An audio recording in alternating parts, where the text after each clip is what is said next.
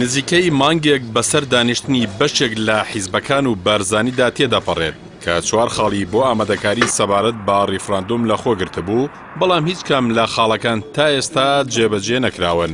لە کۆبوونەوەی بەشێک لەلایەنەکان و بارزانی کە لە سەرەتای مانگی ڕابردوو بەڕێوە چوو، ڕۆژی 25 ئەیلول وەک ڕۆژی ئەنجامدانی ڕیفراندۆم دیاری کرا. لە کۆبوونەوەکە جگە لە دیاریکردنی ڕۆژەکە 3 بڕیاری دیکە دران.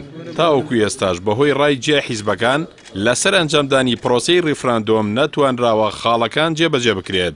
بە پێی بڕیاری کۆبوونەوەکە دەبوو تاوەکو 12 مانگی ڕابردوو حیزبەکان نوێنەری خۆیان بۆ کۆمیتەی ڕیفراندۆم دیاری بکەن کە لەلایەن بارزانیەوە سەرپەرشتی دەکرێت. ئەو حیزبانی بەشداری کۆبوونەوەکەیان کرد، بەشێکیان تاوەکو ئێستا نەیانتوانیوە نوێنەر بۆ کۆمیتەکە ئامادە بکەن، بەو هۆیەوە کۆمیتەکە دەست بەکار نەبووە. وێڕای ئەوەی کۆمەڵی ئیسلامی و بزوتنەوەی گۆڕان هەر لە سەرەتاوە بەشداری کۆبوونەوەکەیان نەکرد.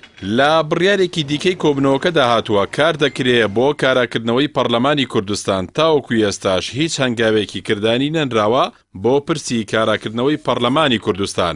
لایەنە سیاسەکان ناکۆکن لەسەر شێوازی کاراکردنەوەی پەرلەمانی کوردستان، بە بێ پەرلەمانی کوردستانیش ناتوانرێ ڕیفراندۆمێکی سەرکەوتوو ئەنجام بدرێ، چونکە پرۆسەکە پێویستی بە یاسایەکی تایبەت بە ڕیفراندۆمە.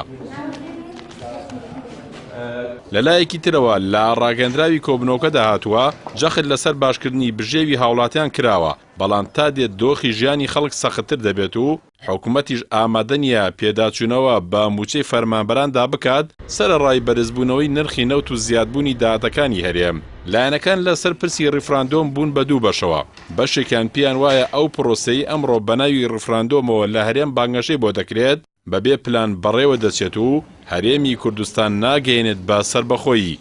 بەو پێی ڕیفراندۆم پێویستی بە یاسا و کاڕاکردنەوەی پەرلەمان و تەبایی نێوخۆی و باشکردنی ژیانی هاوڵاتیانەوە هەیە.